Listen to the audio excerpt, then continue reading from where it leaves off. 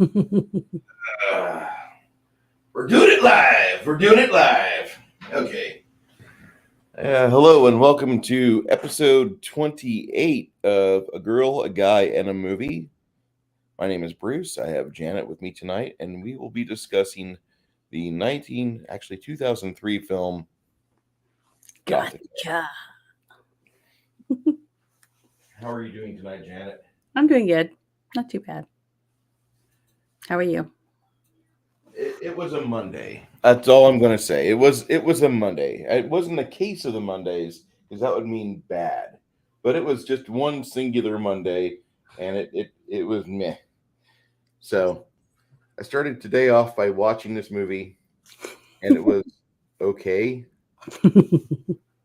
Like I thought, like this is because it was the second time I'm watching it, Mm-hmm. and I was not getting into it. I tried. I understand the main gist of the film. I understand why the characters are the way they are, but I didn't really I didn't really identify with Halle Berry's character too well. I didn't really feel like she was that compelling. This is probably one of her lower tier acting jobs she's cashed a check for. And I know that sound. Let me turn mine off. My bad. Let me just say that I wasn't impressed with her, and then you got Penelope Cruz, which with her I'm not a real big fan of her speaking English because the way she was taught to speak English, her lips kind of flop around. They do that. It's like two New York strip steaks just smacking each other.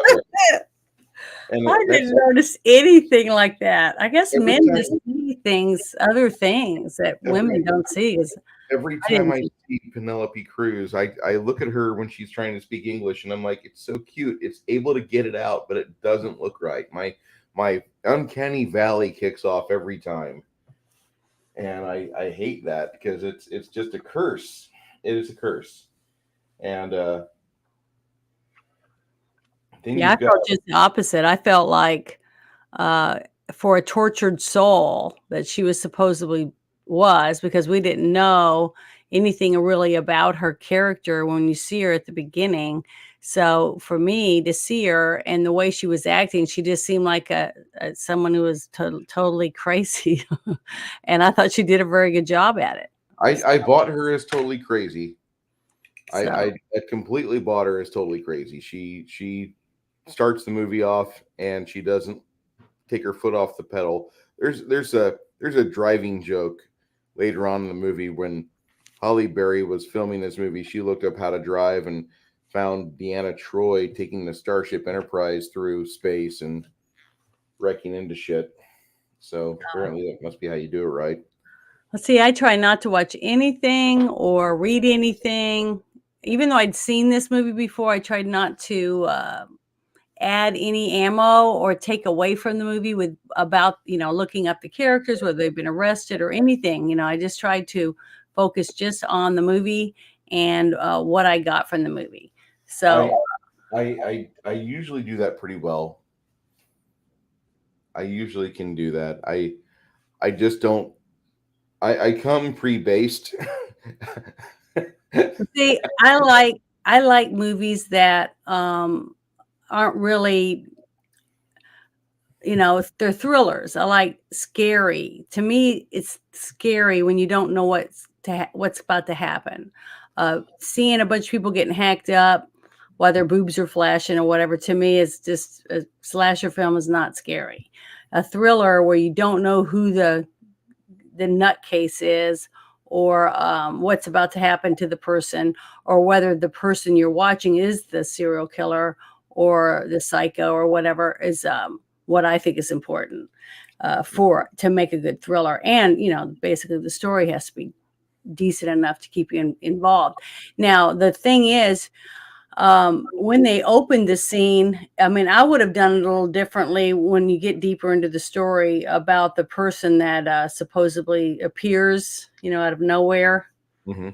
Okay, that character, it would have been really good to me for this story movement if that would have the person at the very beginning, and then you know, you just see her floating or whatever, something, you know what I mean? And then Yes. say 4 years later, and then you have Penelope Cruz doing her whole schmeal about being, abused by her uncle or her dad or whoever it was, and her dad, I guess. And then Halle Berry being cold and distant. See, I thought that was good because when you watch her overall character arc as a psychotherapist, and she goes from being cold and distant and just being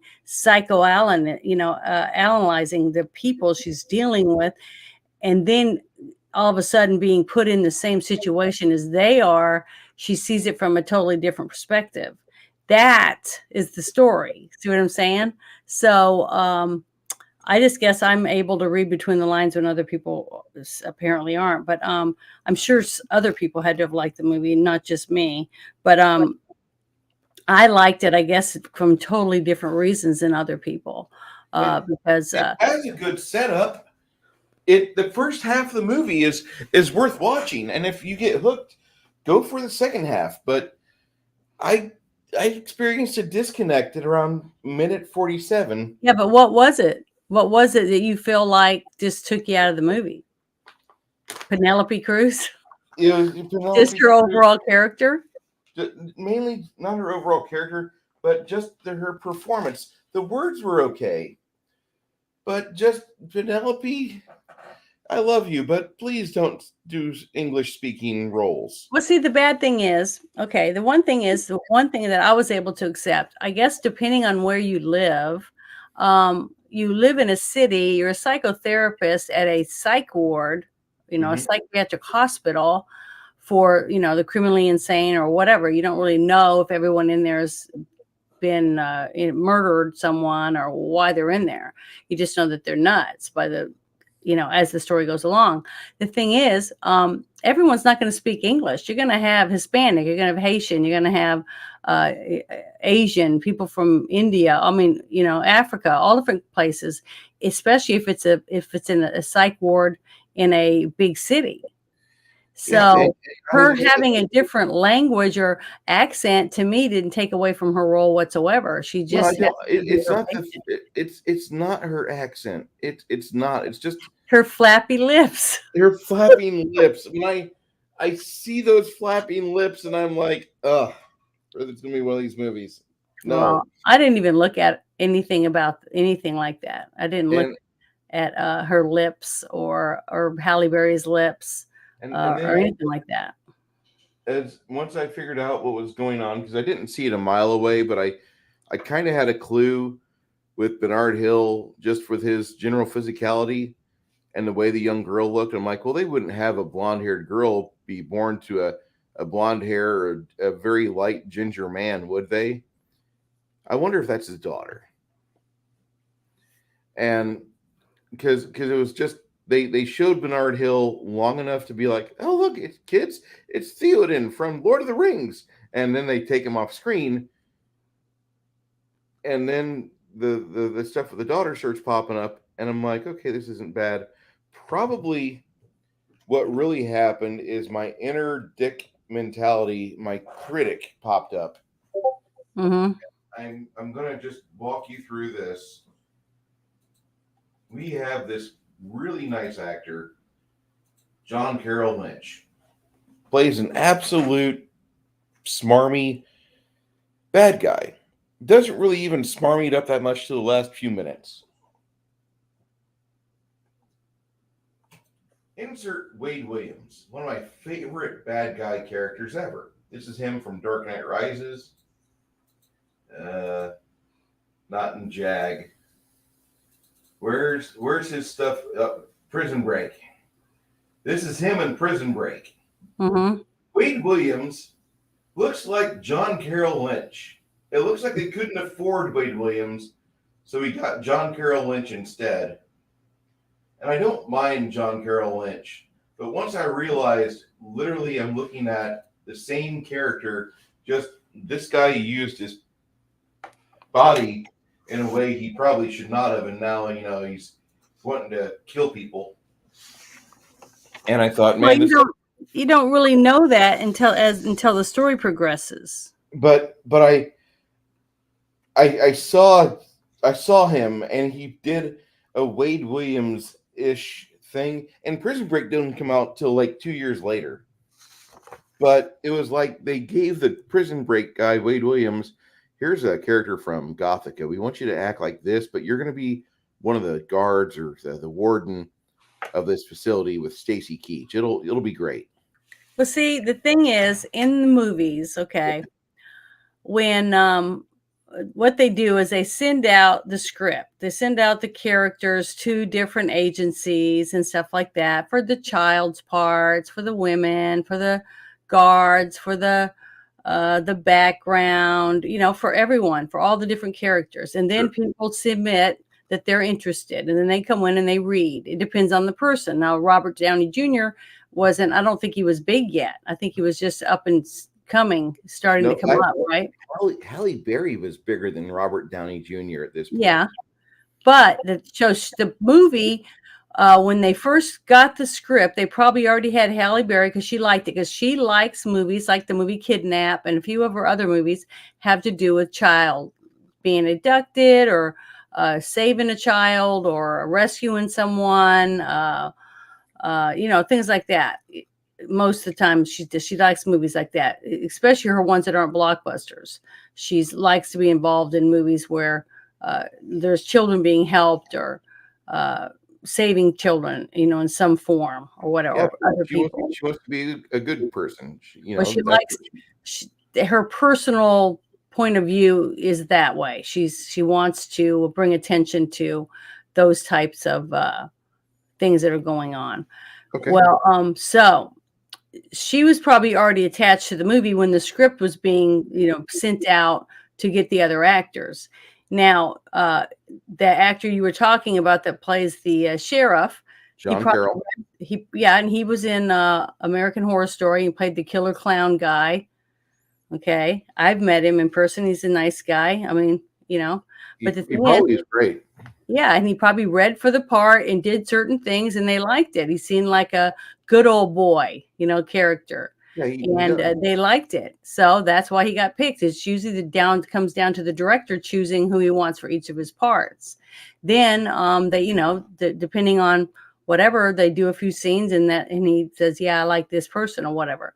And then they make them interact, especially if they're new. If they're not someone that they've had, they'll have them interact with the other characters and see what chemistry, whether he likes the chemistry or not. Okay. And that all falls on the director usually. So to me, I didn't think there was any problem with the characters. I thought every person they picked portrayed the character they were supposed to portray well. I didn't see a problem with it. Even Robert Downey Jr., the whole scene when he first walks in and he catches Halle Berry kissing her husband, okay, which is her boss. So at first you don't know they're married. You just think that maybe she's having a fling with her boss, because he's the boss because he's the big guy and he's saying that I'm keeping her, blah, blah, blah, to the DA or whoever it was that he was on the phone with. Mm-hmm. So you just assume that they're lovers or whatever. And then when he says something later about, being with take care of my, my wife or whatever, I know you will, or something like that. Okay. So that's when you realize they're a couple. But you could tell there's chemistry between the two, that maybe they had went on a few dates and because of the awkwardness from Robert Downey Jr. Now, to me, through the whole movie, I thought Robert Downey Jr. was the best actor in the movie. Okay, so I don't know if anyone else feels that way. And I thought Halle Berry did a okay job for the character she played. Now, I thought she did a lot better when she did the action stuff, like when she was fighting with the ghost, the spirit or whatever in the car when she speeds up to 100 miles an hour and then spins out. And then she's like, what the hell do you want from me? That type of thing. Yes. Okay. That type of part to me is where she shines the most because she's very good at portraying those lines better, more realistically than someone who's just having a normal calm conversation.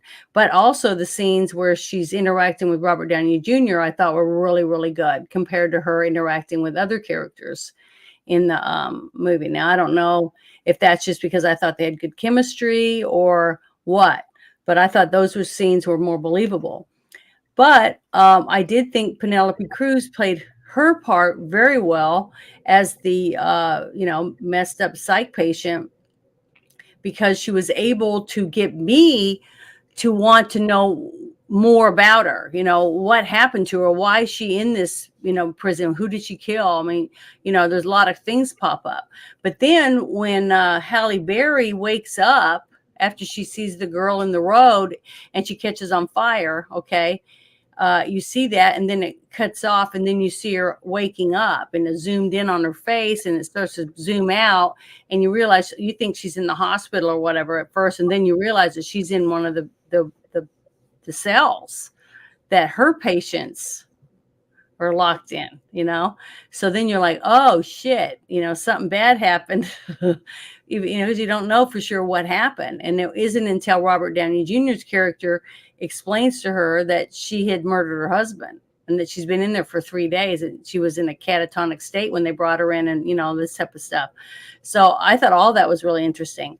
And the fact that they made her very analytical. So it wasn't like she was a person, wishy-washy person that would think that ghosts running around and spiritual stuff going on. She was they made her character very stuffed shirt character, and I thought she did very good at it, because to me, the whole character arc is from her going from a stuffed shirt to where she just looks at the people, which are human beings that were traumatized by whatever reason, or were just nuts, that they're messed up, just like in Lars and the Real Girl. He had a psychosis of some type, and it was up to us to try to figure out why he was in the psychosis by watching the story arc. You know what I'm saying? And I felt the same way about all the characters in this. And I just wish they'd put a little bit more Robert Downey Jr. into the characters. You know what I mean? Giving him a little more meat in the movie would have made the movie a little bit better. But to me, I thought it was believable that he had feelings for her, because he seemed like he really liked her. He was awkward. And he had that like starry-eyed look, but he tried not to act like he had it, especially around her husband. But her husband seemed almost like he didn't give a shit. The way he talked to him and gave him a cigar and chopped the top off, and that kind of stuff. He seemed like he could care less. You know what I mean? Yeah. So I thought that was interesting, when I watched it, because what husband could care less about some young hot stud that's looking at your wife while he's drooling? You know what I mean?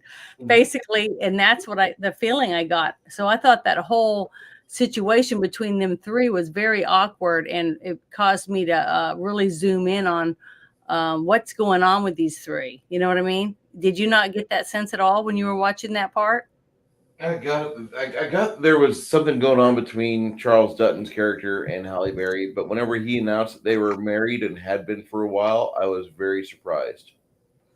She just doesn't. She just, maybe too much of real life has colored my opinion of her, but she just doesn't seem like a marrying type. Maybe she. That's one thing I try to do too. Sometimes it's hard. Like when I was watching, the newer, The Witcher. When I started watching The Witcher, I had a hard time because I was trying very hard to see him as not Superman, and that was all in my head because I had typecast him, and I try not to do that. So when I was looking at Robert Downey Jr., I was like, well, he's not Iron Man. Okay. And Halle Berry isn't, what's her name from the John Wick movie, looking at it, trying to look at it as who they're supposed to be in this movie. And that's the hard part when you use big names in movies. You typecast your characters to whoever that star is. So that's why lots of people want to use no names in their upcoming movie, depending on what type of movie it is. If it's gonna, they want it to push it toward being a blockbuster, then they don't care whether they have star-struck people or not to go see their movie. They just want butts in the seat. They're not really that worried about whether the story is very good or not. And I don't think the direction that I thought this movie went in, I didn't think that was the goal, was to put butts in the seat. To me, I felt that the movie was the script and everything, and the director chose certain people to portray certain characters simply because he had a story he wanted to tell. And that's how I looked at it from the very beginning. So maybe that's why I just saw the whole thing differently than you did. That might be it. That might be it completely. Because I try to wipe my mind. I try not to focus on anything. I get me a snack and something to drink, and then I try to focus completely on the movie with no TV. I mean, no phone, nothing, just to try to listen and pay attention to what's going on in every scene, what's going on, and pausing it and looking at this background, and just trying to breathe it in. You know what I mean? Trying to see where are they trying to show to me? What are they trying to tell me when I'm watching it? And I enjoy it way better that way. And sometimes it makes it really hard to watch a movie when you're looking at it that way, because it's like, oh my God, I don't know if I can watch 5 more minutes of this because it's such shit, whatever. But that's not what I was trying to do. I was just trying to, because I'd already seen it before. So I was just trying to see if there was anything I missed. And there was one scene that I was like, what the, where it seemed like when she was driving, that she looked around a lot at different things and not focused on the road. When you're going 100 miles an hour, it doesn't even take a split second for you to crash because you're not, paying attention to what you're doing when you're driving. So a couple little times in the car, it pulled me out of the intense place you're supposed to be, because of what was going on in the car, and her seeing the spirit in the back seat of the vehicle. That took me out of the scene. But the whole thing between the 3 characters I thought was really good. I mean, it showed that there was a chemistry between Halle Berry and Robert Downey Jr.'s character, but that she seemed bitter with him, like he was a player. You know what I mean? Like maybe they did date when they were right out of college or something like that, and that he was very flirtatious and was in with he used his quirkiness to get other women, things like that, because she seemed like, well, I don't need you to drive me home, or I don't know. She just seemed like she pushed him away a lot, because either she did it because he got on her nerves because he hurt her before, or she liked him a lot and she didn't want to be around him because she was worried if she stayed around him too much, she might do something she shouldn't. You know what I mean? There's a lot of girls that do that. They're with their best friend, and then that they spend too much time together, and she's realizing, well, I like him more than best friend. I need to start hanging out with other people. You know what I mean? But I could be that, but I leaned more towards that they dated before. So I don't know why. That's just what I ended up picking up from that whole situation. But so the whole opening part where you get to meet him, you see that he's a very strong leader. In the part where he actually takes her to the mirror and gives her the glass of water, and he tells her to throw it onto the mirror, and he says, what do you see? And she said, I see myself, a distorted version of myself. And he goes, well, she's the distorted person. And so what are you? And she said, I'm the mirror. Okay. And so she said, so what does that make you? When she said that to her husband, because he was looking at her in the mirror, right, from behind her. And then he said, that makes me, I see both of you, so that makes me God. Okay. To me, instantly like that, it creeped me out a little bit. I mean, that something wasn't right with this guy. I didn't know what it was until later on in the movie, but it gave me the willies. It made me think like he's a huge narcissist pig and she doesn't realize it for some reason, or that something suspicious was going on with him, because a lot of narcissists will date or women or marry, or men, women are narcissists too, marry someone that makes them look good. Okay. Because a narcissist never wants to be seen bad. Okay. In a bad light. So they'll marry someone that's very intellectual, very rich, very attractive. They have to have all these different traits, not because they're in love with them. Okay. But simply because it makes them look better, that they're more impressive. Other people look up to them even more because of what they have on their arm, that type of thing. So I thought I thought he did great. The actor that played her husband as the narcissistic boss that's into himself and thinks he's godlike, you know what I mean? Because how many people say things like that? And as I've gotten older, the more narcissists I've met, or it's just the fact that I seem to tend to like, yeah, hello, and then walk off. You know what I mean? Because there's no reason for me to waste my time. I don't want to spend too much time with a narcissist. But that's what I got from his character. So what did you think about the guy that they got to play Halle Berry's husband? Yep. Dutton plays such a good role in this movie, and you don't realize that until the latter third of it, I think. Yeah. But so you liked him too? You thought he did really good for the character he played? I did too. I thought he did a very, very good job. He seemed very believable to me. Then when she's leaving, you bring in another new character because she's going home, and apparently they don't live but a couple miles away from the hospital. And she's on her way, and there's a roadblock. And then you see this police officer come out there. Now this changed my aspect of the movie, because when I first started watching it, that's a pretty big hospital. Did you see how many individual cells there are in the solitary confinement area? Yeah, I did. There was like at least 20 cells. Okay. Not really good solitary confinement. Well, what I mean is there's 20 cells. There's like 10 on each side, right? That's pretty big. I've been to a couple of cities that had like 35,000, 40,000, 50,000 people. And at the hospital or the psych ward area have maybe 5 beds. Okay. Mm-hmm.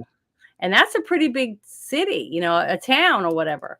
So I just thought to me, that hospital seemed like it should be big enough for New York City. You know what I mean? Because besides just those beds, they had other wards, because you could see when you went down the hallways, it had multiple turns left and right, and then they also had the lunch area, and then they had the place where the guards would go. It was a pretty big facility from the little ins and outs of things that happened during the movie. So it was pretty big. So when you see her driving, and then you got the actual sheriff at a roadblock, okay, because the bridge is washed out. I just thought that was interesting. The fact that the actual sheriff would be out at night, working some kind of duty with the, street being washed out or whatever. I just thought that was kind of funny. Not when it happened, because when it happened, I didn't really realize that he was sheriff. I just realized, I thought he was just a police officer that knew her husband and her.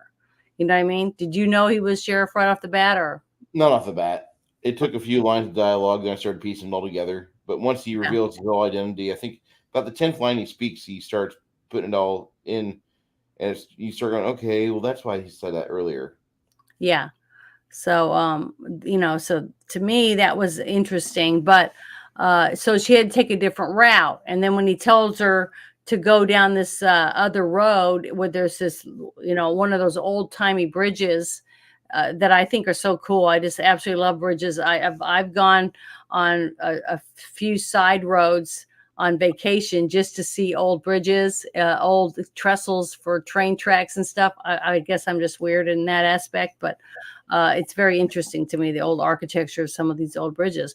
So when they go on this bridge and she's going across it and she's trying to talk to her husband and the cell service is shitty, which we pretty much all know that when you're in the rural areas, the service isn't as good. Even if you're, minutes from the city, your service is going to suck as soon as you go outside the city limits, it seems like. And then that's when you see the girl appear in the road and she almost hits her and swerves and goes off this road. And she gets out of a car and it's pouring down rain too. So that makes it even more tense because it's hard enough to see, at night anyways, whether a deer might run out or a raccoon or whatever, or a dog. And now she's got a woman, soaking wet woman, standing in the middle of the road with long blonde hair. So when she goes over there to help her, and the woman's just shaking and her hands are shaking and stuff, so you don't really see her face that well or anything, but you see her standing there and she doesn't really say anything or do anything. She's just standing there shaking with her hands up, near her face. And then Halle walks over there. When she sees her, she sees blood on her and she sees that she's got cuts and scrapes and stuff. So she doesn't know what's wrong or what happened. She just knows that she was hurt. So she takes off her jacket to put over the woman. And that's when you see the flames burst out of the person in the street. And then everything goes black. And that's when Halle Berry, you see, it switches scenes and you see Halle Berry waking up. And we think she's in the hospital because we don't know what happened.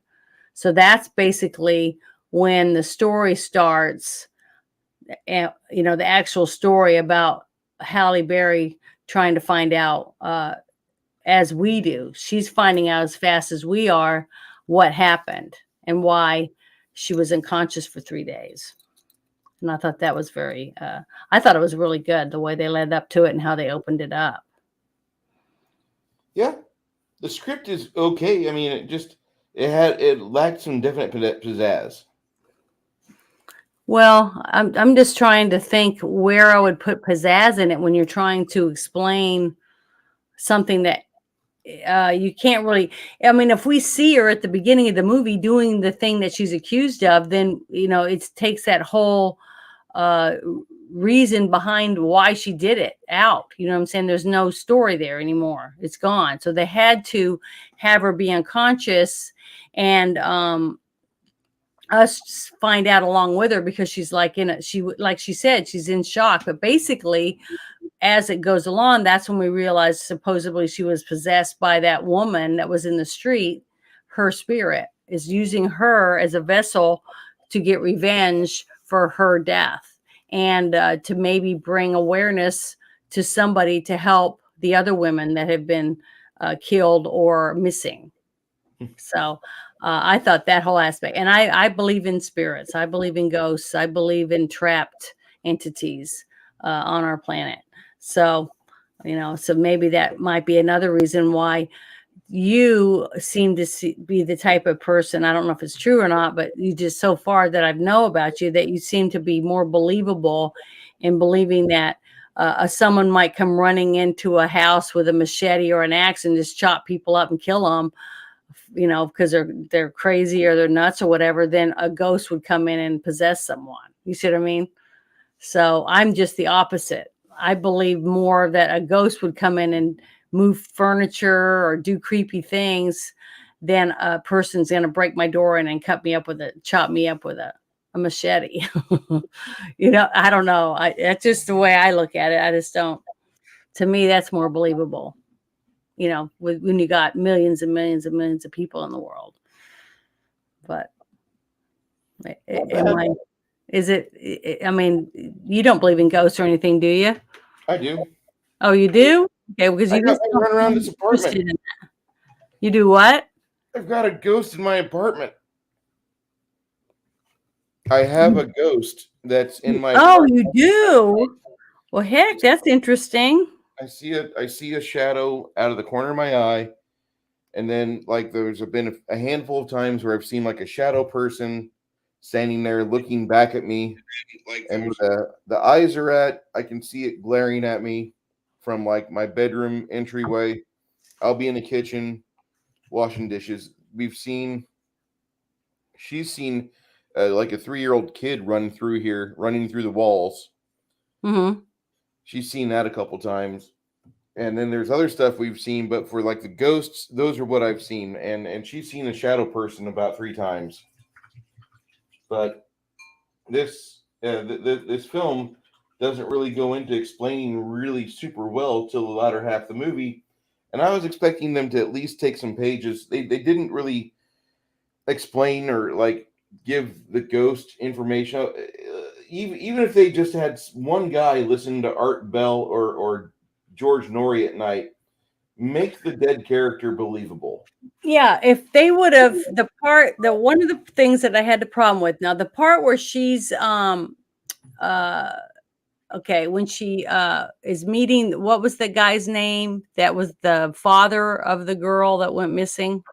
Oh, you're talking about Bernard Hill's character? Yeah, Bernard Hill. Okay, the head psychiatrist or whatever, right? He was like a head psychiatrist in the hospital. Okay. So when she's sitting in there and he's trying to have sympathy for her because he's upset. Everyone's upset that she murdered their friend. Okay. They don't know why she did it. No one knows why. Not even her. Okay. And she's trying to stay calm and think of it as a psychotherapist. She's, you can see that she's struggling with that because she's finally understands what Penelope Cruz character said.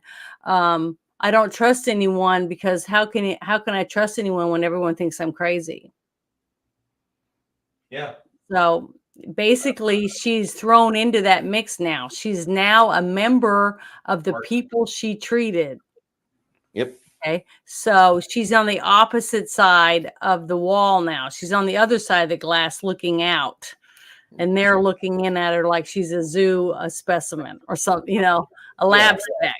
So I like that whole concept. I thought that was very intriguing. And I wanted to watch it just simply because I wanted to see that point of view of it.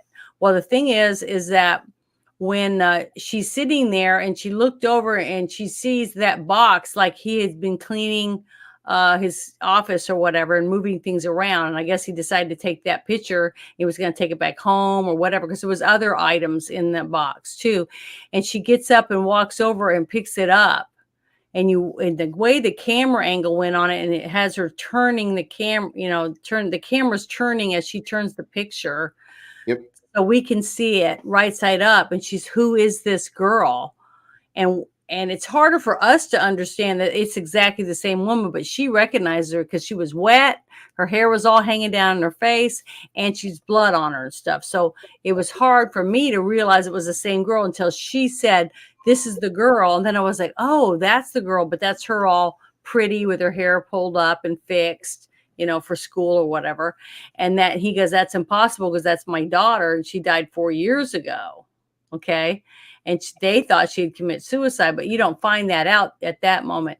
But after that happened, if they'd added more detail at that moment about, that she jumped off the bridge or something, and make it to where the bridge where supposedly she was at, you know what I'm saying, where Halle Berry happened to drive by, that was where she had jumped off that bridge, some kind of connection there to why all of a sudden she appeared at that bridge. They didn't really give a good explanation there, and I felt like it was just a convenience. To me, that means it was probably on the editing room floor again, where they're told the movie's too long, we need to do this, I want to change this, and so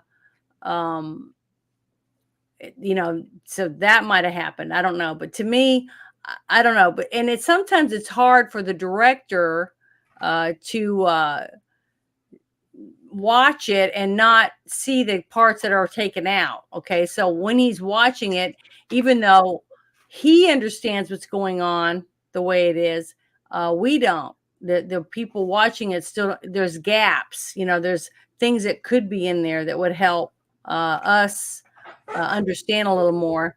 But he already understands it, so he's not really noticing that there's a gap there. You know what I'm saying? Correct. Sometimes that happens because they trust the editor too much. See, I see that a lot for some reason. I don't know why. That's one of my pet peeves, is that they give the editor way too much leeway to just hack away at something that could have been way better by, 5 minutes less or 5 minutes more of just 5 minutes more of movie in different areas could have made the movie 10 times better. You know what I mean? So I don't know. I just see that and it drives me crazy. But so when the look on his face and stuff, it just seemed different. You'd think that he would be more intrigued to want to know how come she's dreaming, you know what I mean? Or how did he see her daughter? She didn't even know that he had a daughter, you know what I mean? So I don't know. It just seemed like he just seemed very nonchalant about someone who just said that she saw his dead daughter from 4 years ago. I don't know. I just think anyone who's lost a child, whether they're, an atheist or whatever, if somebody said that they saw their daughter, you'd be interested in wanting to know why, especially if it's been 4 years. It's not like her making fun of him or being rude or trying to do something, pull the wool over his eyes or something after 4 years and she's in a psych ward. I don't know. I just thought it was kind of a nonchalant way of reacting. I mean, Robert Downey Jr.'s character seemed more responsive to everything she did than anyone else in the movie. So I don't know. Maybe that's why I thought they worked so well together, because they gave him all the feelings and gave nobody else feelings except for Penelope Cruz. They made Penelope Cruz outstanding as the crazy lady, or the lady that's suffering, excuse me. Yeah. And then they gave Robert Downey Jr. just like a part that was almost tailor written for him. Yeah, I thought so too. He does that role really well. And whoever the scriptwriter is, I wonder if they've worked with him before. But I don't know. I'd have to look that up. But it just seemed like I don't know. That one scene took away a little bit for me because of the it just seemed like it wasn't a very good reaction from someone who lost their child. I don't know. I just thought it would be a little more emotional from him, even though he's a man or whatever. But I guess because he's analytical, that he just didn't respond the same way someone else would. He doesn't wear his heart on the sleeve, like I would, I guess, because I'm not a psychiatrist or whatever. But so then when she's sitting in her cell, because she already said to herself, I don't believe in ghosts. So when she's sitting in her cell and she says that to herself, and then she says, if you are the ghost of, I can't remember what her name is right this second, then you would unlock my cell door. And when she said that, and then the door opened, I got goosebumps, because to me that was very, very, creepy, scary, and exciting at the same time, because even though you might think you have a nice ghost or it's a friendly ghost or whatever, it'd still be creepy if you were to say something like that and the door unlocked. You know what I mean? Yes. It would give you the willies. At least I think it would. So when she went out the door and everything, and then was able that basically at that moment is when Penelope Cruz's character was being tortured, or raped in her solitary confinement cell.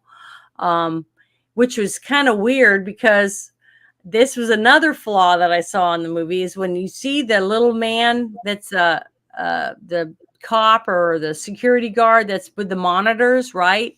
Yes. And you see the camera and it says right on there, solitary, right? Confinement. Yep. And then you see down the hallway and you see all the doors. So somehow this guy was able to go into this girl's cell and torture her and stuff, and no one sees him go in, even though there's someone sitting there. It makes no sense. Yeah, there was little things like that. It didn't make any sense. Like if later on someone said, "Well, yeah, I was there, but I had to go to the John," or something. You see what I mean? Yes. if they filled in something there, which could be on the editing room floor. See, that's why I hate to blame it on the writer or blame it on the actors for just playing their part shitty, or even the director, when more than likely that was 2 seconds they took out of the movie to give it a little less time or whatever, or cut some time They off. had to cut it to 90 minutes, and it's a 93-minute film. So I'm pretty certain there's like some interesting bits of this movie on a cutting room floor that have been swept up since then. So And yeah, that's what part. bothers me, is that little, I mean, 1 or 2 words, even facial expressions being cut out can change the scene. We have to So- turn it for time. Don't you understand? We have to do 6 showings a day. During the first 2 weeks, we have to do 6 showings a day just to make our money back in every theater across America. yeah. So I don't know. It lost me at a couple places. The worst offending moment for this film was when Lewis Carroll catches on fire. That I've seen really good fire effects done before in really bad movies, and where they do a lot of insurance and they do a lot of special effects, and they'll do like one scene with this angle and they'll have a guy catch on fire. When they did it with this guy, they used some really bad CGI that brought me out of the film. Like, okay, I'm done. To me, that didn't take me out of it at all, because to me, the fire around him wasn't meant to be the fire that he got turned on, like from a cigarette. No, that was supposed to be the flames of hell. Yeah, it's supposed to be like fire from the ghost burning him and taking him to hell for what he had done to her and the other girls. Which I could understand, that'd be great, but it's just the look of the flames of hell. Make it look better than that. Come on now. Yeah, they could have done a little better at it, but to me, that wasn't such a dramatic thing to me, because it wasn't the same as, because to me, honestly, it was much gas that we saw coming out of that when that first broke. That whole building would have blown. Yeah, as much gas is what goes on. I mean, nobody would have survived. There would have been nothing, pretty much not. It'd have been leveled. There was so much gas in there. If they did not have the building get destroyed by fire, then everybody would have been dead from inhaling that and be like, so tired, I don't know what's going on. Yeah, it was that was a little bit over the top right there too. So there were some aspects like that took it down a couple, a little bit here and there, that took away from it. But the overall story, to me, I thought was pretty good, about the whole scene where she the ghost shows her when she's crying, feeling sorry for herself at the foot of her bed, and she's looking at the farmhouse picture with her and her husband standing in front of it, and then her nose bleeds and a drop of blood lands on the actual farmhouse, and that's when she realizes that the ghost is trying to get her to go there. Okay. Yep. So but man, that's another thing I had a hard time with too. Like when the scene where she's in the pool and she's hiding from the cops to try to get out of the psych ward, and she's holding her breath, and she's in shape because she swims laps and everything. So she's holding her breath, waiting for the cops to leave. And that's when the girl scares her to get her out of the water, because she's trying to get her to hurry to go and leave or whatever. But that was scary to me. Now, the ghost beating her up, tearing her up and throwing her around the room, to me was like, you want this woman to help you, but you're breaking her limbs. I mean, that to me was a little bit over the top, because you'd want her to maybe be picked up and floating around the room where people go, what the hell? And then go to her room and open the door so she can get out. But the whole thing that beating her so bad and trashing everything in the room, to me was kind of a little bit over the top. Because if she's crippled and has broken arms, how's she going to help you? So, I mean, she needed her arms and legs when she chopped that guy up. Doesn't she need her arms and legs to finish, this Finish the job. saving the other girl. You know what I mean? Yeah. The one that's still at the farmhouse. So that whole aspect of when she went there and she is about to leave and she sees that Polaroid or that movie camera box sitting on the shelf at the corner of her eye, like was it you that was saying something about seeing something from your peripheral vision or something? Yeah, you'll see the ghost in your peripheral vision here. Yeah. Okay. So You'll see the shadow moving, you and see then movement. you'll see something. You'll see the very end of it as it clips through the wall, and it happens in my apartment probably about once or twice a month. Not on a particular day, not a certain phase of the moon. It's been long enough, and there's a person in here. The ghost is like, let me fuck somebody up. Let me scare somebody. And like I can always tell when my wife has seen the thing because she comes in here and she looks white as a sheet. Why are you white as a sheet, hon? Oh, I just saw the ghost. Okay. It doesn't bother me anymore. I've been in this apartment for 5 years. I'm going to be okay. Have you researched why if somebody died there or in the building or? They won't tell me, but they said back in 2008 when they bought it, they said that there was rumors that somebody had a heart attack here. And like, well, I don't think that I'm seeing the ghost having its final scenes of life here. I think I'm seeing it as he stomps around because I can tell he's a little upset. Like I can look at the body movements when the shadow is in full form, and I can definitely tell like he's like he knows something's amiss. Like whatever he's wanting to do. Sorry, dude, you're a shade. You're incorporeal, and you're not able to pick up stuff and just like go out and do things. And by the way, if I could see you in the sunlight, it'd be different. But it's always within the artificial light of the house. Yeah. And I live on the 3rd floor, so whoever was living here. You live on the 3rd floor for a specific reason. You don't go live on the 3rd floor just willy-nilly. I'm going to live on the 3rd floor. No, you're like, I'm going to save money or I'm going to not have my shit get stolen because nobody wants to walk down 3 flights, 5 flights of stairs with a big screen TV or like an old school VCR. Hey, Bruce, do you still have your old wood panel Montgomery Ward's television? No, damn it. I wish I did, Jim. Oh, that sucks. What do you have now? I have a small flat panel TV. Oh, that's great. I'll just steal it from you one of these days. Fuck you, Jim. That sort of thing. But you have this, 3 flights of stairs. You live there for a reason.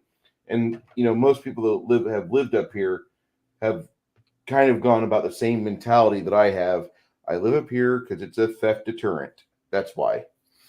And but go ahead. Oh, go ahead. I was just going to say when she saw the tattoo, okay, on the person, she realized that I've seen this before. That story was true when Penelope's character was trying to tell her that she was in purgatory. The devil was, coming in her room at night and raping her and torturing her. Okay. And that's how she pictured it because of she's looking at things differently because she's already warped. She's already damaged. So she's not going to view it the same way that Robert Downey Jr.'s character or Halle Berry's character that's normal and had, or a psychotherapist. So her vision of what's happening to her, the trauma that's happening to her each time, and what happened to her as a child is now, piled on with this, her explaining that she thinks that she's the devil's coming to see her. And that's when she says he can take my body, but he can never have my soul. Instead of saying my mind, she says soul because she believes that the devil's trying to take her soul from her. Take your soul from her.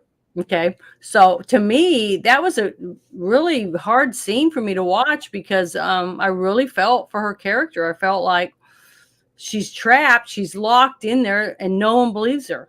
See, and it's going to happen to her as long as she lives there. As long as she's locked in that cell and they don't catch these people, they're going to keep doing this to her. And how do we know that Halle Berry's husband wasn't doing the same thing before he died? Going in her concealed cell and raping her in there too. So I just felt real big sympathy for her, and I could understand where she was coming from, it being nuts. And then when you see Halle have to take her shower and she's naked, and you see her walking into the group of all these different people, all different ages, sizes, and races, all standing in this ginormous shower. It's like 20 something people, and they're showering, right? And you see her go in there, and she looks beaten down. I mean, she just looks so distraught, and realizing that her life is basically over. She's just, she's about to be convicted of murdering her husband. She doesn't know why. She doesn't understand what's going on, because she did do it, but she doesn't know she did it. She wasn't her. She wasn't. She was asleep in her body, and someone else was using it, basically. So when she looks over and sees the murdered girl, she starts to freak out, and she's trying to get away from it. And that's when, at that moment, is when Penelope Cruz's character realizes that she really is seeing something. She has sympathy for her, because she understands that she's seeing the devil just like I am, even though it isn't the devil she's seeing. It's a ghost. Okay. Mm-hmm. But Penelope Cruz's character doesn't know what she's seeing, but she knows she's tortured. And she connects, she understands, So to me, that was a very strong part, not just for Halle Berry's character, but also for Penelope's character, with her connection with her doctor, which is no longer her doctor. And then when she's standing there screaming, and somebody's cutting her arm up, okay? She gets all cut up, and everybody screams and runs out, and she's laying there and her blood pouring out of her arm. And then the doctor was talking to Robert Downey Jr.'s thing that she was cut, I think it was 30 something times. And then they said, what did she cut her? What did she get cut with? And he goes, well, I think it was a scalpel, but I don't know how anybody got a scalpel in there. Nobody says, well, did anybody find the scalpel? Where is the scalpel? Is any other patient cutting themselves up? So see, that's another part that really bothered me, because it's a psych unit. Okay. There's 20 something people in there. Now, if someone's got a scalpel that no one cares that someone's got. How did you get an edge weapon in here? Yeah. So, but the thing is, who's got it now? See, that's the thing. Whose throat are they going to slash? Who are they going to cut their heads off, or their hands off, or their, I just thought that was kind of lame, because in a real hospital, they'd be all searching everybody's bodies and their rooms, for that scalpel. And when they found out there wasn't one, then maybe Robert Downey Jr.'s character or whatever would have been looking at her a little bit differently when and want to see her arm, And the fact that doctor and nurse taped her arm up, and it says not alone, and they don't mention that what was written on her arm. Yeah. That was another thing that was like, why? Did all that end up on the editing floor? So, I don't know what was cut out, but it just, to me, that took away from the actual stuff that was going on, to even make it even more intense. If you had Robert Downey Jr.'s character a little more intent in trying to figure out what the hell's going on. Or at least paired up with somebody to be the audience character, to be able to recite what's going on. Yeah. Something, but they didn't give us a whole lot. And the more I think about this movie, the more I'm happy to just be the backseat, let you drive on this one, because I saw this movie 2 times, and both times I found myself painting figurines, and I had to put my hands in my pockets. And not even. That's another thing I try to do. I do not work on any of my beadwork or paint or crochet or anything. I just do sit here with snacks like you would at the movies. Yeah. And I ate some rice and chicken and stuff, and while I watched it, so to try to keep myself from being distracted, so I can pay attention to it. And see, I like this movie, but I see how many things I found wrong with it. Yeah, I'm trying to be totally fair and telling what I honestly felt was missing, or taken away that could have been a better. This could have been a way better because they did have great actors in it. They could have done so much more, but for whatever, I don't know whose fault it is, but somebody's fault because certain things shouldn't have happened. I mean, that's why you have a script supervisor. The script supervisor is supposed to make sure that all the props, all the lines are read, and the scene goes as planned. Period. That's their job. And if it's not, you stop and you say, "Hey, director, this is that, and that whatever is not going on. You need to make sure it takes place. This is what's supposed to happen." That's why these people have jobs, supposedly. Well, I felt like this movie suffered a lot of problems, and when I was like, well, I wonder if the writer and Robert Downey Jr. were hanging out together a lot and doing things, and I went on the writer's resume for writing, and he's got about 20 credits there. 3 years later, he's not with Tony Stark. Nope, he's with freaking Sam Jackson, directing him through Snakes on a Plane. I'm like, oh, well, never mind. I was going to talk nice about this guy, but no, he directed wrote up Snakes on a Plane. And you ever want to hear me go just on a tear, just to have me talk about Snakes on a Plane? I talk about Snakes on a Plane like a virologist rips about Anthony Fauci. Okay, I will burn your ear off with the amount of swearing and cussing I do talking about Snakes on a Plane. And I'm not even a good movie critic. I'm a terrible movie critic. I don't pay attention to films, and I have to rewatch them. I have to rewind. Let me see what's happening here. I take notes, and they're not usually that great of notes. But this, like Snakes on a Plane, I know that movie kind of in and out, and I really hate that film. That's one of those movies that a friend of mine said, "Oh, you'll love this movie. It's got Sam Jackson in it." Yeah. Well, I mean, just like I said, some people can watch, pretty much anything if it's got the right person in it. Like everybody told me, you love Hugh Jackman. You must have loved this movie or loved that. And I was like, well, I saw that one movie. It was something about him trying to save his wife and bring her back to life or something. And he was going back in time. And I can't remember the name of it, but it was shit. The Fountain. Yeah, it sucked. That movie was terrible. And just because Hugh Jackman, it doesn't mean it's good. Because it was a shit movie. It sucked. And that's the guy that directed that movie. He's got a specific touch to films that if you're into his movies, all of his movies are grand works of art.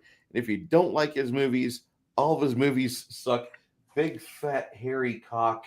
And there's no like middle of the road about it. There's no like tepid, oh, it wasn't that bad of a movie. It wasn't that good of a movie. It was a movie. It was okay. No. The Fountain is one of those films that if you're into it, you're going to enjoy it. But if you don't understand, this guy's not traveling through time, but he's living his various lives through time, trying to save the same Rachel Weisz character. And he ends up dying on board a ship because of his fucking appendix goes away. Mm-hmm. And he dies like 3 times pretty miserably trying to save her and give her the little fountain of youth. And it's one of those films that if you are into it, you're going to really like it. You're going to think this movie is like a work of art. Well, and that's like with anybody though. Darren Aronofsky is his last name. Aronofsky is this guy that he makes these grand films, and he thinks like he's a Robert Smith cure listening. Like, I've suffered a lot. I'm going to make these movies that will make you analyze how you suffer in life and what you can take from them to be a better person. Hey, George Lucas, there's a great director right there. Episode 4, Star Wars, 1977, one of the best movies ever made. But Darren Aronofsky is a really interesting guy on his projects, but you don't watch his movies. You want to watch the documentary feed or the camera feed from the documentarian as they're going around doing their thing, because the stuff that goes on the set, that's worth watching. that's your funny right there, because it's almost as bad as the movies Best in Show or A Mighty Wind or This Is Spinal Tap. It's about like that. Yeah. I'm and I do like the movie's soundtrack for The Fountain, but if we're going to talk about quality Hugh Jackman and Halle Berry movies, I really wish you had said, no, we're going to wait. Yeah, we're going to wait until like any other time for Operation Swordfish. Yeah, that was a good movie. But I love that movie. But so what I'm saying is that just because there's a good actor in it doesn't mean the movie's going to be good. I mean, it has so many things. That's why I said you have to have good writing, good actors, good director, good photographer. I mean, everything has to go together all perfectly like a puzzle for the whole thing to be great. Okay. And there's just too many gaps. There's just too many holes for this movie to be perfect. So it's going to suffer for it. And that's just the way it is. But the whole different parts of the movie were good. Different scenes were really good. Like the scene where she makes it back to her house and she goes in and she starts to see what happened, what took place. And she sees herself walking through the house and him yelling, Miranda, what happened? Why are you doing this to me? And so she hits him. She's got an axe, a great big axe in her hand, and she's hitting him with an axe. And he's a big guy. You saw him hugging her at the very beginning, and she's like a little tiny pea standing next to this ginormous guy. And, but the thing is, the spirit knew that she was the only one that was going to get close to this guy. If someone was going to take him out, it had to be her. You know what I mean? So she used what she had to get revenge. But the thing is, seeing him dragging himself up the hallway with his legs all hacked up, and then her, finishing him off with the axe and then using the blood to write on the wall, not alone, basically is the spirit trying to say that he didn't do this by himself, that someone else helped him and they need to be caught. So I don't know. I just thought it was very good. I mean, the whole scary the ghosty realm, is what I liked about this movie. The ethereal realm. It was very spooky. You wanted to have it be, kind of what you're dealing with on like every other Saturday with these ethereal dragons and ethereal castles and such. And that you wanted to sink your teeth into that. That was the meat you were looking for. That was the steak you were wanting to get into. And this movie here had some bits of steak, but it was mainly steak and noodles. And it was like a chef salad. There you go. It was like a chef salad. Yeah. You had to get through the grass and the other vegetables to get to the chunks of meat, which were really good. It's just, you had to dig around for it. But when she did that to her husband, and that's when she realized that, and then that's when she went into her bedroom and cried looking at the pictures.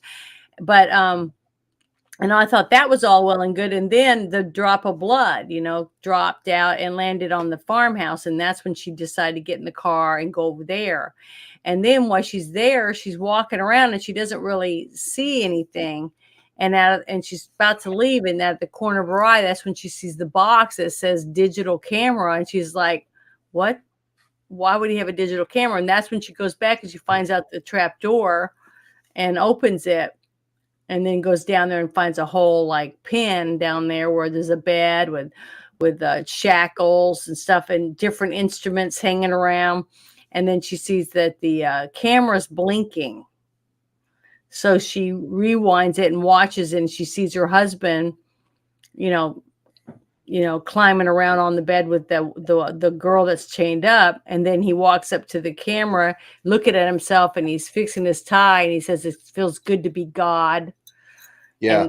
And that line too gave me the willies again, just simply because, I'm a real big person that's into documentaries and stuff about serial killers and different things like that. And that just made my skin crawl.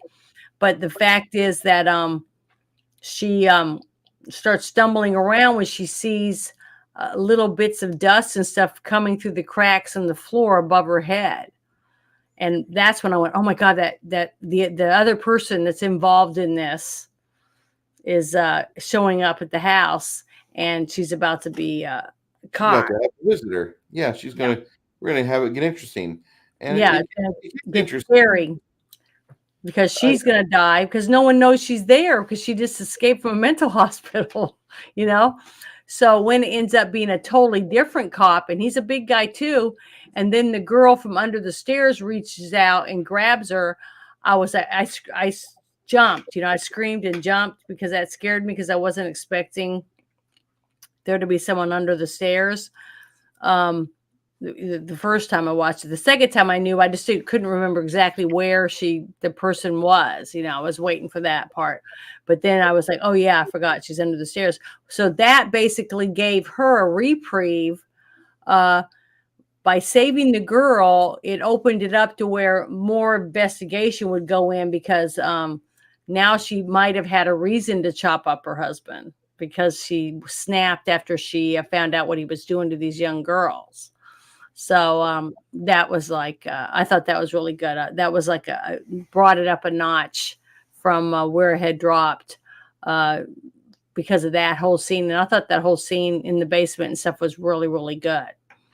Then they leave there and they go back to the police department. Okay. The small, tiny, this was another thing that really I thought was weird. There was an awful lot of rooms in this sheriff department earlier when she was in jail, right? And then in the nighttime scene when it's just them, it sure seemed like it got half as small to me. Yeah, it does. This building it was like, well, they needed to refilm some scenes or they didn't want to damage the other building. So they had to go to another building and set it up to make it look like it was the same building. But they didn't do a very good job at making me believe that the building that they break the windows in and broke the gas line and all that stuff was the same building as it was earlier, where it seemed like it was a just way bigger thing. Then the scene where Halle Berry she tells the other police officer that I need to talk to the sheriff or whatever. And I'm like, no, you don't want to talk to him. He's the killer. That's what I'm thinking.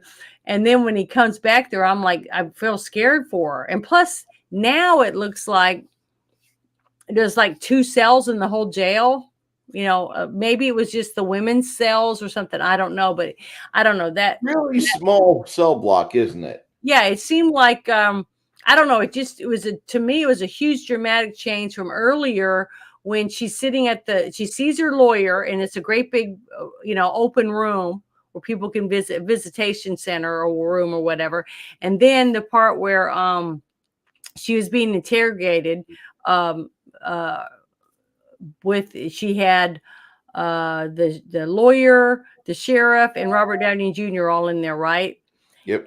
It just seemed like there was a lot more. Out there was plenty of room for everybody in the thing. And then when they're walking around, it just seemed like it was cramped quarters. They're playing Fortnite, and it's right the last part before the storm swallows up the island. You thought you had all this space to run around in. Now it's just, it's turned into a horror movie of a very fat man with an erection chasing around a little guy in a little room. And basically. And the fact that now the scene where he's sitting on her bunk and they're talking about what she knows, and that's when she realizes that he is the guy. Okay. And how is she going to get out of the situation? Because he's like huge. This is another ginormous guy, and she's tiny. Okay, this little thing. She does like big men. For some reason, she's in lots of scenes with ginormous, towering men, and she puts herself in peril. It's like that was kind of like, I don't know. It reminded me a little bit of different movies. In some of these scenes, it seemed like. But the thing is, I'd have to go back and research it to find out whether it was because I've seen movies like that after I saw this one, or if it was that they took from other movies to add to their movie. Shadow See, and Sun I'd says have to Halle look. Berry is not a tiny girl. I think she is. She looks small. She is compared tiny. to I've others. met her in person. She's not a very big person. She's not huge. She looks really small next to Keanu Reeves and John Wick 3. She is. Let's see. I'm 5'9", and she's about 5'8", I think. From what I You're remember. giving her an inch. She's probably 5'7" in bare feet, but I'm not saying I've stared at her feet before, but I'm just going to say I'm just saying. But she's a short lady. Tiny. She's very small boned. Medium frame. What was Dainty. that movie? There was a really good movie with her and Bruce Willis in it, and she gets killed because she's Damon Wayans' girlfriend, Last Boy Scout. Yeah. And she's just a tiny little thing in that movie, and she's maybe 120 pounds in this. She's not a big bone girl. She's not like Germanic, and she's not a hulking Helga. She's not going to pick you up and while she cradles you against her bosom, she guzzles a liter of beer. No, this is Halle Berry. She's like this little figurine right here. She's Well, like the thing is, I'm answering Shadow and Sun. I didn't really look at her feet, so I couldn't tell you if her feet were really big or not. I just know that she was shorter than I was. Well, maybe she's just not done growing yet, because he's like, her feet are like snowshoes. She's like got the puppy syndrome going on. Well, I can tell you right now, I don't think her feet were as big as the actress that played Captain Marvel. Oh God, her feet were a lot bigger. I don't even eat brie cheese anymore. Do you understand that? If for me to hate you that much, that the namesake of you having a cheese named after you, and I can't eat the brie. But yet she was named after cheese. Her parents named her after cheese, because I think brie cheese was named before she was born. Yeah. But that whole thing where she's in the cell with this guy, and then there's that struggle going on, whatever. I just thought that whole thing, and then because she sees the tattoo, right? And so he just rips his shirt off, like he's not thinking where's all the cops? Where did everyone go? It's like everyone's there, then there's no one at all in the whole prison or in the whole jail. That was another scene that I don't know. That whole thing did not make any sense at all to me. So I thought that was just really stupid. To me, that was the worst scene in the movie. When it came down to it, is the fact that you had Robert Downey Jr. there, you had the lawyer there, then you had 2 or 3 other police officers walking around. I mean, honestly, the psych ward was more equipped to house prisoners than the sheriff's department. Yeah. Now I don't know if that's reality or not, because I've never been inside of a sheriff's department personally, so I wouldn't know if that's normal or not. But I just thought that was just kind of lame and dumb to me. That took away from the movie.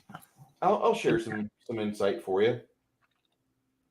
In 2006, I was an intern for Macon County, Decatur City PD, and they have a holding unit that they will put you at for both the sheriff's department or city police, and they do have some rooms that are reserved for federals.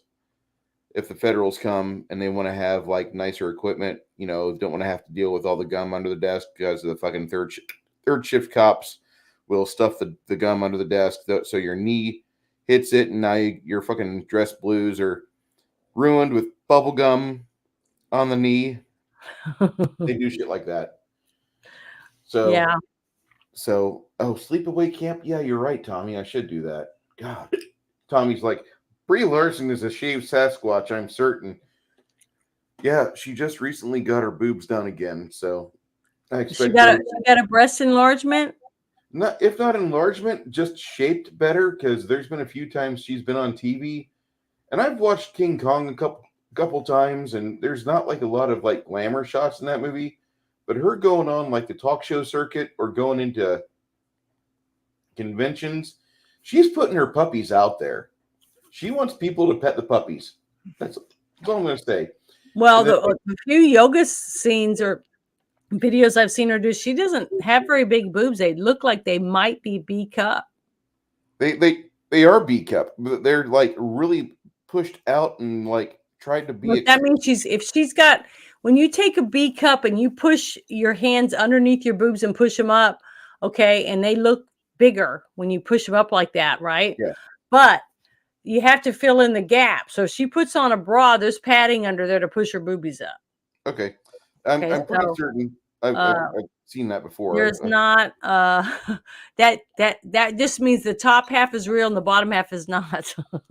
That's what padding does. It makes you look like you got more than what you do have. She shows every bit of that B cup above the line of her dress because she tries to make it look like she's got ginormous B cups, and she put those away, honey. Well, the thing is, I don't know of any procedure that you can have done to your boobs besides get a boob job, because why would you want to go under the knife and not have anything put in to make them bigger? So basically, it just has to be the kind of bras she's wearing, or she's using lots of tape to tape her boobs up to make them. I would not doubt about the tape because I just don't doubt it. The tape, I really don't.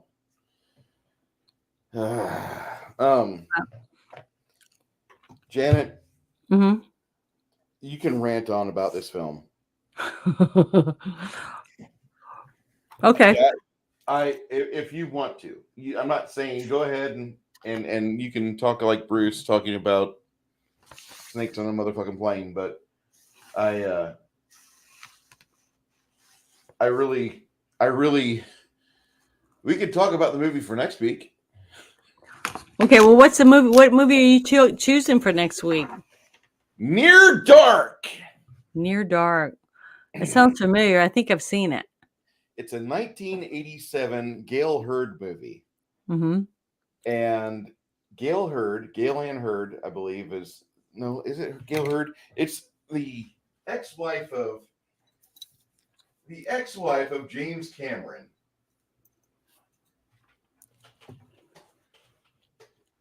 And what she did, she knew that her husband just had a really good group of people film this movie, Aliens. Yeah. No, wait, not Gale Ann Hurd. It's Catherine Bigelow. She was the hot one back in the day. Catherine Bigelow took half of James Cameron's staff and cast and all the people around him, and she went and made a vampire movie. Although they never say the word vampires in this movie at all. Yeah. Ever. They never say it. But the undead. The undead. They don't even say that. They just you get to see this like amazing film with half of the Aliens crew going around the American Midwest, I want to say. Mm-hmm. And there's some people that pop up in this movie that we'll talk about it later, but this is a film that is a national treasure. We just don't know it yet. It is the best vampire movie I've ever seen. And I got allowed to watch this years ago when a friend of mine said, "Wait, you've never seen Near Dark?" I'm like, "What the fuck's Near Dark?" He's like, "Oh, dude." Is James Woods in this movie? No, you're talking about John Carpenter's Vampires. Which okay, well, I love that movie. You love that movie? That's the only movie where they try to make James Wood look cool. And it's an acting gig, so he does look cool. But it's James Woods. He's as geeky as me. But I thought the movie was pretty decent. It's okay. This movie will eclipse it. I can almost guarantee. And I'll have to see the trailer to see if I've seen it before, because the name sure sounds familiar to me. Near Dark is almost perfection as a movie is concerned. I'll read through the cast list. You'll be like, okay.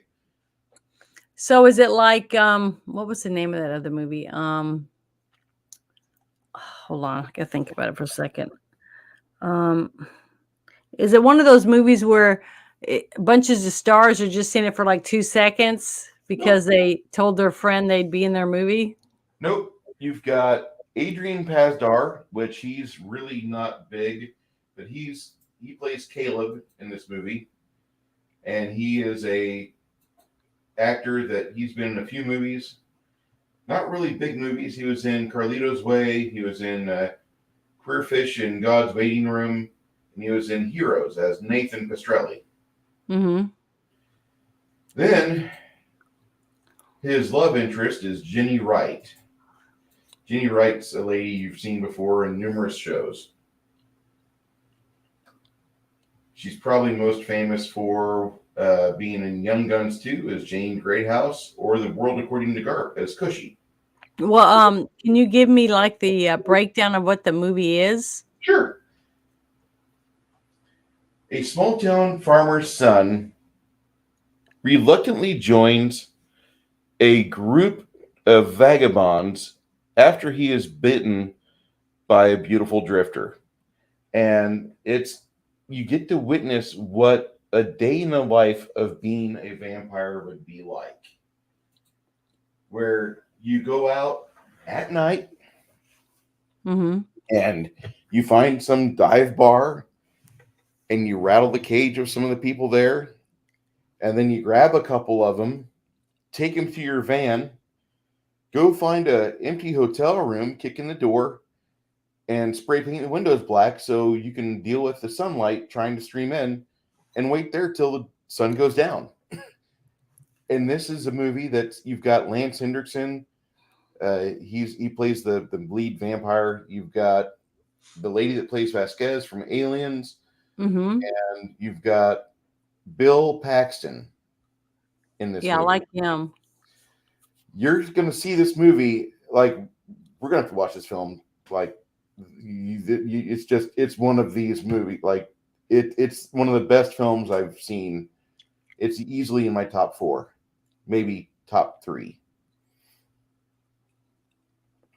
And I'm a very big fan of this film. This is one of those movies. This is like Die Hard 1 quality, where like if I see this on TV or if I see this is on, I will work my way around to that to where I can sit and watch it, or I will just find a copy of it somewhere here within the apartment or on the web, and I will watch it if I'm in the mood to watch it. It is a high tier quality film. It is in that same level of few films like Big Trouble in Little China for me. Not a lot of money was put into it, but a lot of love came out of it. And damn it, if this movie doesn't deliver on all of the ways it needs to hit. You know, we've watched. How do you make a movie where you don't put much love into it, but you get a lot of love out of it? No, not a lot of money into it. Oh, I thought you said a lot of money. You get a lot of love out of it. For some odd reason, like the way they filmed this movie, the way that they did everything, the special effects, the way the practical effects are done, the way the fire effects are done. Like I was bitching about a guy set on fire representing Hell's Flames. And spoiler alert, this is a 1987 movie. If you've not seen it Near Dark yet, contact me on Discord. I'll help you. Okay. And it's worth watching. It's the best vampire film I've ever seen. It's like 97 minutes long. It's not very long. It's almost the perfect length. It's almost the right amount of like characterization for the 10 or 12 characters in the movie. There's a couple cameos of small bit players, and I'll explain that next week when we talk about it. But this is by far my, like, after watching the Gothica, which wasn't a horrible movie, I'm giving it a 4.5. Okay. Yeah, I'm gonna give it a 6. I mean, I wanted to give it a higher score, but I mean, because when I watched it the first time, I thought it was really, really good. I mean, I really did. But this time when I watched it, I saw all, some of the things that I already explained about not making any sense, things not connecting. Oh, and the other one I didn't get to bring up was when she's hiding under the one guard's desk. Yes. Okay. And you could tell by the one scene where she's going to the pool and he's making, nicety nice talk, whatever. that that he likes her and that she's nice to him and stuff. So when she's like, please don't, tell them I'm under here, he doesn't. And then he also gives her his keys to his vehicle. Yeah. I'm like going, okay, this is totally not realistic. It took me way out of the movie. It was too, I don't know. It was too far fetched for me to really grab a hold of it. You know what I mean? Yeah. So I don't know. I just had if they had more of a friendship or something outside of work, had added a scene where he'd went over with his wife and they picnicked or so. I don't know, just something more. Anything more to give her saying hi to him while she's walking back to the pool and stuff. It just wasn't enough for someone to risk his whole career, to help somebody who's supposedly chopped her husband up with an axe. I don't know. I just thought that was just very far-fetched, and it was just really, I really wanted to give this the really way better rating, but I couldn't believe how many things I found that were just so lame, it just hurt the overall movie, even though there were some really good scenes in the movie. And at the very end, when she's saying goodbye to Penelope Cruz and she's getting on a cab to go to her train, to be able to go back home, with her other family. I thought that was a pretty good scene. And Halle Berry looks back to normal again with her normal hair, without the bad wig or whatever they had on her, for the other parts. But for that part, and then when you see her looking to see a little boy standing in the street, and she just stands there staring at him. But then she sees a bus coming in the middle of the road, not, on the side where it would normally be, what I mean? It was a fire truck or whatever. But there was no lines in the road. It looked like it was just a ginormous road, like 4 lanes, 2 on each side, but no lines. I didn't notice any lines in the road. So I don't know if they did that. They had to take the lines out for the CGI or whatever it was, but it just was, I don't know. It didn't thrill me to think that, oh, they're going to make another movie. Because now she's seeing other people. You know what I mean? Had it up when they had the fire truck smash into that kid. I was already anticipating the end credits, and I'm like, "Fuck, just end already." Well, it wasn't that. It was just. I don't know. I was wanting so much more, and I ended up just not being. I just wasn't as excited about it as I was hoping I would be, and it just, it sucks. Because they had so much potential with such good actors, the 2 really good leads in this movie, and they had good chemistry too. I'm not even going to focus on Robert Downey Jr. or Halle Berry, which are in far better movies. I'm just going to say that, we had Bernard Hill, we had Charles Dutton, who he's been amazing in the past, other quality films with a good script. We had Dorian Harewood, who played Teddy Howard, and you might remember him as a soldier that offered the young Vietnamese hooker some serious Alabama Black Mamba from Full Metal Jacket. He's one of my favorite actors. Yeah. The wife is laughing in the background. Now, I think this guy is one of the best actors out there in Hollywood, and he's done a great job. He was actually pretty good in Sudden Death as well, but he's in Gothica, and that drags his resume down a bit. Hey, isn't that sad? Isn't that so sad? It's just frustrating to me, because when you get a group of people together, and 2 people, or maybe 3 out of the hundreds and hundreds and hundreds of people it takes to make a movie, and 3 people don't do their job well, and it ruins the whole thing for everybody, Now every single person whose name's in the credit, well, all the way down to Crafty, they're like, oh, don't put my name on there. You know what I'm saying? My name is John. Move it down some on the paperwork. I don't know. It's just sad, but the thing is that there's a such thing as bad movies. I mean, not every movie can be perfect. And that's why it's so rare when you get a perfect movie that it hits ding, ding, ding, ding. It's all the bells ring. When all the bells are rung, you've got a winner. And like Maverick was, everybody did their job. And I don't even like Tom Cruise, but the movie was excellent because everybody working on that movie did what they were supposed to do for the movie to be successful.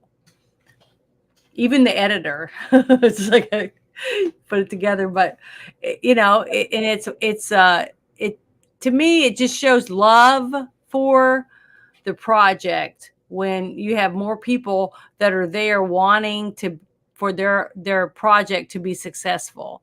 And if everybody's on board, everybody's going to make sure that all the T's are crossed and the I's are dotted to make sure that the movie gets to the end and is what they wanted it to be, instead of saying, oh, well, we did the best we could. You see what I mean? Yeah. And it's sad because to me, it should be a piece of art. I mean, if you take the writer writing something from their heart, or for whatever reason they wanted to put it down on paper, and then you take that, you show it to people, and they're like, wow, this is really good story. I want to share it. And they do it, and they all find people that they've worked with before, and they know what they're going to get from them. And then you put them all together and you end up having something really good come from it. Or you just get people say, yeah, this is a good story. We need another movie under our belt. Let's just whip it out. You know what I mean? It's I don't know. Just sad. Really sad. But yeah, I give it a 6. You're being very kind, but I do expect you to be more lenient on the films that you really enjoyed in the past. Well, the thing is, it's not just simply that I'm because I wanted to give it way higher. It's not simply for the actors and things like that. It's for the overall story. The overall story is trying to get people to think about when they leave. Okay, that's what I was thinking, is that people are really kidnapped. People are really trafficked. Okay. And there's really serial killers out there. There's really bad people out there. And there's people in psycho wards. And some of the people in a psycho ward have real stories. They're not just nuts because they didn't take their meds. Okay. So all of that, 5 good things of reasons why I wanted this movie to be successful, because it brings awareness for all 5 of these topics. And it went down the tubes because people didn't do their job or care enough about it for it to be good. And, or to get people to want to leave and think about what they saw. And maybe the next time something happened or whatever, and they had a chance to say, oh, I saw that movie that was really sad. And they bring awareness to maybe seeing somebody that might need help on the street, or a bruises on a young girl's face, just something to make people say that maybe I should reach out my hand because that person might need my help, because after I saw that movie, I realized that, just because they're famous or whatever, it doesn't mean they can't be a psycho hurting people, things like that. Like when that story came out about that huge coach for that college that was raping those little kids.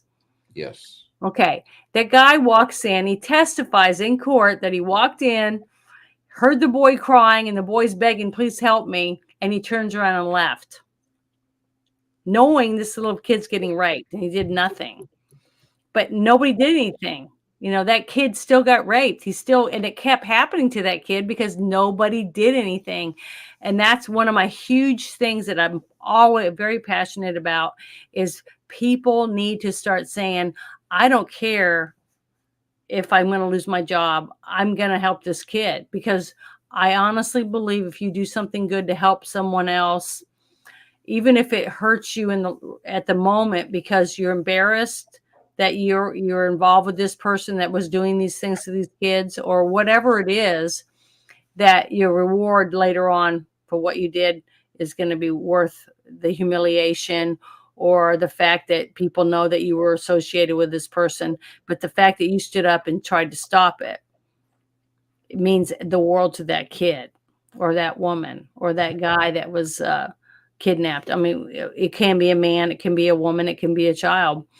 But that's why these kind of movies, to me, when they have a story underneath that can still be entertaining, but it brings into your forefront of your mind that type of tragedy happens every day. And for you not to forget about it. I can't help it. I'm drawn. I guess it's one of the things that I'm drawn to. I don't know why. I see a trailer and it just makes me want to see it, because I want to see more people aware of what's going on, and that we can do something by simply picking up the phone and calling 911, or seeing a wanted poster, or seeing a missing kid poster and telling someone else about it. Have you seen that kid? Or did you find out if that kid's been found? That kind of stuff. Get people to talk about it is important. If we just had more people doing that, we'd have less of it. I agree with that. That's why I think it's one of the reasons why I keep to be drawn to these type of movies. I'm sorry that it wasn't as good as I wanted it to be, or I remembered it being, but I'm so glad I watched it again. We had a real big explosion in chat earlier. I started talking about Brie Larson, and the chat exploded with hate and vitriol for it.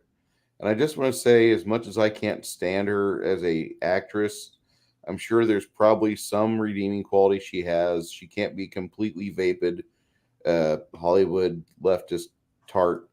That she can't be completely just dry to the bone as far as intellect and usefulness is concerned. There's got to be something decent about her. I don't want to know about it though. That's who? Brie Larson. Oh, okay. I'm sorry. I'm not reading any of the. I'm not reading any of the chat. I'm sorry. Unless you post it up there, I don't really see it, because I can't. I'm so afraid I'm gonna disconnect myself. I seem to have done that a few times, and I try not to. What do you mean disconnect yourself? If I'm doing it on my computer and I try to go from where we StreamYards to that and try to write on it, I've accidentally disconnected my StreamYards a few times. And when I'm on my phone and I do it, and then I'm not paying attention to what's going on between you and I. You know what I'm saying? I can't type and chew gum at the same time. Fair enough. I'm not very good. So if you tell me though, if what people are saying, that'd be great. Well, L directly says to you, Janet, you're assuming there's any good left in the world. 2 months, I've been back online after 20 years off of it. It's only gotten worse, and it's spreading into the real world. Being online, the whole world next door to each other has made people care less and want to do less with each other. I'll just say that, L, it's been really bad since the pandemic happened. People just, they don't care about each other anymore. There's not that small town feeling in small towns. Everybody's scared. I think you've got germs and I need to be inside because somebody told me to wear a mask. That was a thought process in the States just a year ago. And some people still feel like that because they go out in public with a double, triple, quadruple mask on. That's fine. Well, I want to say something to Elle for what you just read to me. Yes, I can see where you're coming with that, because I've dealt with a lot of real a-holes online myself. But guess what? I've met a lot of really awesome people since I've been on too. I met Bruce because his wife now, but I think it was his girlfriend, happened to come across one of my videos and thought I was funny. And that's how I got to meet Bruce. And then we ended up deciding to do this, and it's been great. I've loved it. It's been fun. And I've met so many nice people because of Bruce's channel. And so There are lots of terrible things in the world, but there's also wonderful things out there, wonderful people, wonderful things for us to learn and to share with each other. And if it wasn't for these different outlets, there'd be nothing. There would be no camaraderie between people, because the internet is the future. And I'm thankful, because I wouldn't even get to read what you wrote, and you wouldn't have been able to listen to this conversation if it hadn't been for the internet. So in a way, I'm really thankful for it, because it's opened a whole new realm of entertainment for me. So that's my answer for you. I hope that was all right. Bowsette's like, did you not see Brie Larson's reaction to whether or not she would play Captain Marvel again? The bitch is crazy. No, I didn't see it. What did she do? She's basically in front of people at a convention that they're showing off Marvel films and Marvel TV series on Disney Plus, and she's kind of dressed up a little bit. She looks like she's actually going out on a date, and then we'll be doing a skit as her weather girl at about 4 a.m. She looks really cute with the outfit she's got on. I will compliment that. You know, the outfit's what made her look attractive. Brie Larson naked probably would cause me a wilting sensation, and most men would feel the same, I think. But I'm just going to say that she starts talking to the person. Yeah, we're just here supporting Disney and Marvel, and hey guys, let me know if we're going to do that sequel. Guys, come on, I want to do that sequel. Brie Larson's ready for Captain Marvel too, and I can't believe they haven't already done it. Well, the backlash was so bad to that, and I'm just going to say that with the supposed backlash that's happening right now against She-Hulk, and the season ending with She-Hulk, and She-Hulk's like, I smashed those trolls online. I really told them when I monologued in my own TV show, you know, and there's probably 1,000 videos on YouTube where people were like, I really wanted to like Jen, but she's the most unlikable cunt since fucking Jessica Jones. Yeah, I tweeted a picture. I was trying to see if I could find it, and I was going to send it to you in the DM, but you could probably find it if I knew what I did with it. Was showing the stunt double for her from that TV series, and it was a guy. Wait, for She-Hulk? Yes. Hold on. Let me. I'm trying to. Let me just give me 1 second. I'm trying to remember which chat it was under. Yeah, here it is. I don't want. I don't want to see an Adam's apple. But they did a great job, it looks like, for the makeup and stuff. But it's definitely a man that played her, double, or her photo double, or stand-in, or stunt double, or whatever. Bowsette's like, it's just communist woke tards ruining the internet for people with brains. And Bruce, Brie Larson is not cute at all. She's really not.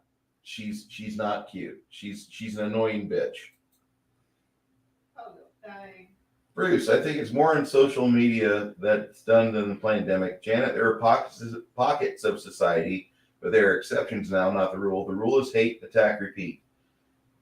Well, you know, don't be a dick. You get happiness returned back at you, or at least a friendly smile. Or they won't swerve and try to smash you on the sidewalk with their truck. Oh my gosh. Shadow and Sun says, I've always believed you attract what you put out there. Sometimes you come across scumbags, but most of the time you get what the good Lord intends for you to overcome, or what Satan tries to trip you up with. And then Bowsette follows up, they are trying to say She-Hulk is a complete troll from the beginning. We all know damn well they aren't smart enough for that. That's true. And the stunt double looks cuter than Brie Larson. Did somebody see it already? So I'm still trying to find the picture I shared. On one of the Geeks and Gamers guys was talking about it. I saw a thumbnail, and I try to shy away from Brie Larson. I could build a shed in my. I could get land. I should do Brie Larson videos. I could buy land and I could have a shed like Jeremy from the Quartering. Because I remember when I first started last summer, when I first started doing Janet from Another Planet, I used to send Drew my videos, and I'd say, "Would you like this? Would you like that? Should I use this one?" You know, that kind of stuff. So I know he was getting really sick of me doing that, but I didn't know who I should show, and I wanted to show someone that had some experience. And he just said, "I go, what can I do that you think would get people to want to watch my videos?" And he said, "You need to do some workout videos." He goes, "Because if Brie Larson can get them, then you could definitely get them." So that's when I started walking on my elliptical and stuff. But I just thought that was hilarious because that was what he told me. That's like exactly Shadow. Same as with that female streamer and her husband being a dick and abusive. Wow. When is that? I don't know who that is. I have no idea what Bowser's. I have no idea who she's talking about there. I apologize. Darn it. I wish I could remember what I did with stuff. Oh, this sounds like a Don LaFontaine thing.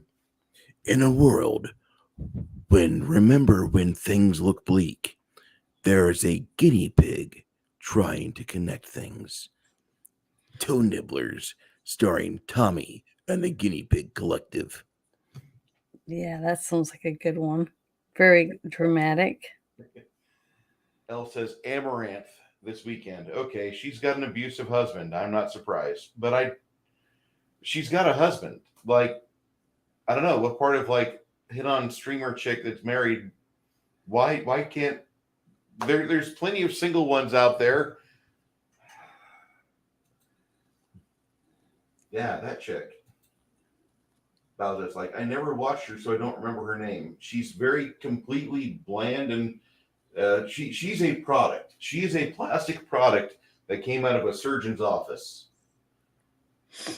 There's lots of that. She had a fight live with her husband and said he forced her to make an OnlyFans. Forced her to buy a 7-Eleven. A 7-Eleven? I would love a 7-Eleven. Baby, will you buy me a 7-Eleven? I will have Slurpees all day. Oh, a real store? That'd be great. I thought 7-Eleven meant like something. I don't know what it meant, but honey, it's not Indian, it's person of color. No, I want to read that Indian guy. This is how I got kicked off of YouTube. What happened? No, she's like, I want my own Indian guy if we get a 7-Eleven. I'm like, baby, it's a person of color. Her husband pimps her out to Simps with blue balls. Yeah. I think the whole thing was probably staged for drama. Then Elle says, Tommy, it's not the first time she used drama for more views. Not an Indian, it's African Mexicans. Wow. African Mexicans. Wow. Okay. Well, Janet, shall we put a button on this and ship it off to the warehouse? Yep, I'm ready. I had a fun time talking about this movie. I didn't have a fun time watching it, but I like talking about it. Conversations with you are more fun anyway. Thank you. I was real excited. I always try to plan, I want to wear something that's gonna, go with my, whole thing. And I was trying to do this with this goth makeup and stuff and be goth for Gothica, but I was let down a little bit by this whole thing, a turn of events with this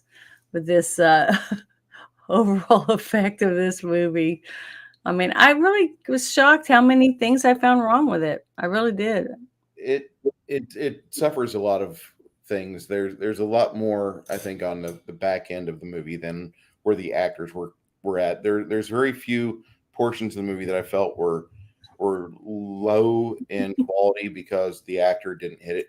There's a lot of things that when the actors were given the script, they did their job. Mm-hmm. They did what they were supposed to do. I felt no problem believing, okay, this guy's just going to give her his car keys, even though she's escaping from this. Yeah, but like the Robert Downey Jr.'s character, I thought he did excellent for all of his parts that he was in, and the husband. Yeah, I like that. Yeah, he did a great job at playing the character very well. I mean, even when he was getting attacked and killed, he seemed believable. It's just that the other characters seemed to go downhill after that, and then I would put Penelope Cruz as third.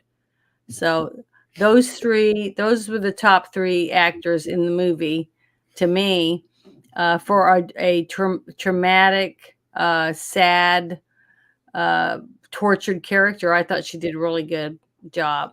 I don't even know, what other movies has she been in? Who? Penelope Cruz. Vanilla Sky. I don't think I've seen that one. Was that with the movie with Tom Cruise? With Tom Cruise and Cameron Diaz. Okay, maybe I did see it then, but apparently I didn't think she was very impressive in that, because I don't really remember her being in it. So I was like, sorry. I want to remember. But I thought she did really good in this one as a tortured rape victim, that was sexually assaulted by her dad growing up. And then she was continually assaulted inside this prison. Yeah, that's it. Where did you find that picture? I was looking on Twitter trying to find it. See, that's a guy. Yeah, that's the guy. And look at a good job of makeup they did on him. Looks better than the woman that actually played the Hulk.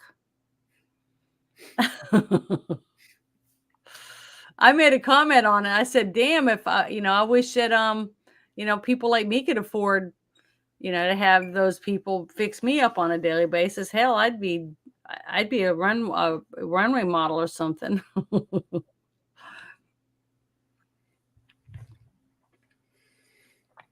Okay. Tommy asked me about Ghost Story from 1981. Let me check something real quick and let me answer that for you before I shut this down. Bowsette, that was classic, by the way. Thank you. Oh, did she sent you the picture? Yeah, I was looking for it and I couldn't remember where who I sent it to. I get so many DMs and stuff. It's just hard to remember, but yeah, that was it. Fred Astaire, John Houseman, and Melvin Douglas. Ooh.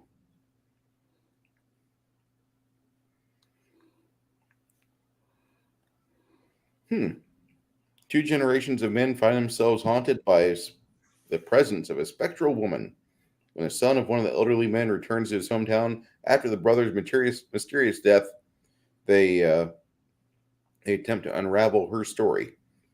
Have to look at that. Okay. Yeah, it's hard. It's hard to go by just by the name, because there's a lot of movies that have the same name. Yeah. And or similar, very similar names. So it's really hard. You have to really go in deep and look it up and make sure. But yeah, it was fun. I had fun. I'm just trying to get revved up for Halloween, because I'm real excited about it. Well, this next movie is going to help you out with that.